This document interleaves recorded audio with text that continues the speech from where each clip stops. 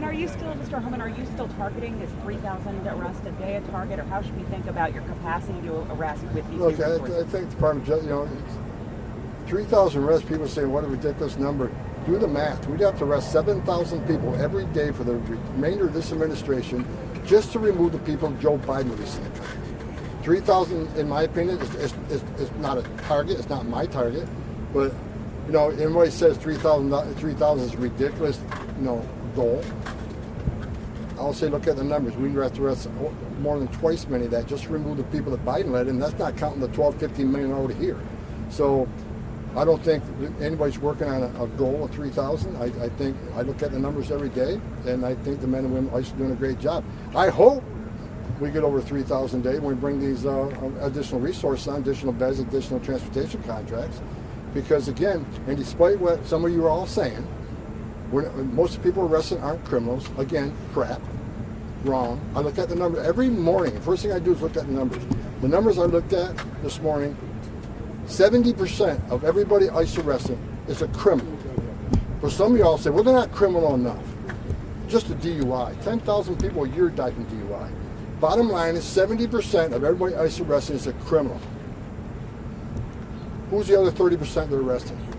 So when you write the stories, why don't we just be honest and tell the whole story? Many of them are national security threats that don't have criminal history, because most national security threats lay low. They don't want to encounter law enforcement while they're here.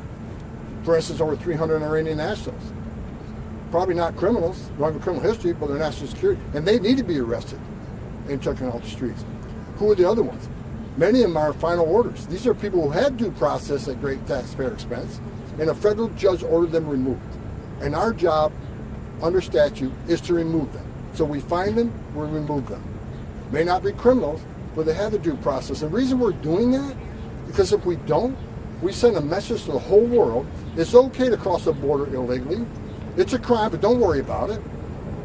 Show up in court or not show up in court and get a final order removal from a federal judge, but don't worry about it. As long as you don't commit another crime, no one looking for you. If that's the message we send to the whole world, you're never going to fix this issue.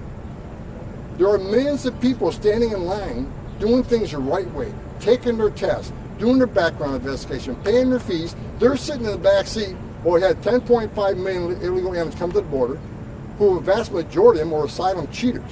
You can call them asylum seekers all you want. I guess that's an accurate term. But look at the immigration court data. 9 out of 10 people who claim asylum at the border end up with an order removal. They cheated the system ahead of thousands of people in the world who really do need our protection. They really do need asylum, protect them from their home government. They're sitting in the back seat. What the Trump administration is doing, we're enforcing laws enacted by Congress. President Trump's keeping his promise. And look at the crime rates already. Every public safety threat ICE takes off the street makes this country safer. Every national security threat we take off the street makes this country safer.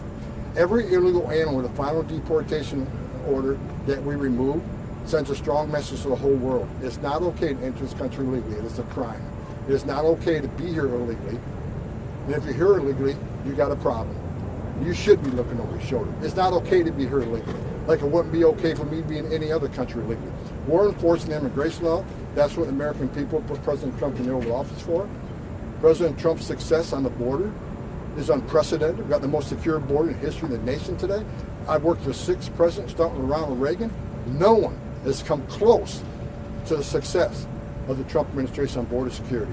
And I looked at the numbers this morning. Again, over 300,000 repatriations since January when President Trump came in office. Do the math.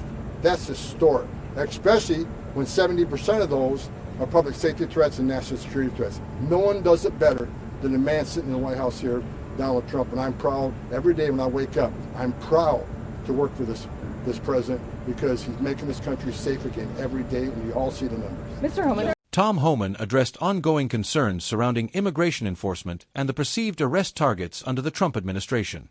He clarified that the widely cited figure of 3,000 daily arrests is not an official goal. In fact, to counter the number of individuals allowed into the country during President Biden's term, it would require arresting over 7,000 people each day for the remainder of the administration. Homan emphasized that the focus is not on arbitrary quotas but on responding to the scale of the problem. Contrary to public narratives, he pointed out that approximately 70% of those arrested have criminal records. Offenses like DUIs, often downplayed, result in around 10,000 deaths per year in the U.S. These are not trivial violations, and dismissing them undermines public safety. The other 30% of arrests include individuals who may not have criminal records but still pose significant national security risks.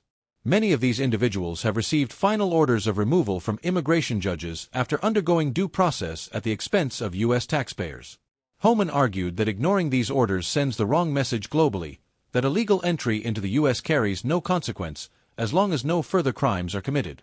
This undermines the integrity of the legal immigration process.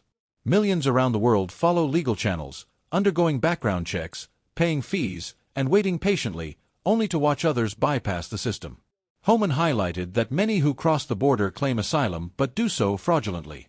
Court data indicates that 9 out of 10 asylum claims at the southern border ultimately result in removal orders, suggesting that many of these claims are used to game the system. He stressed that enforcing these laws protects legitimate asylum seekers, those fleeing persecution who truly need protection.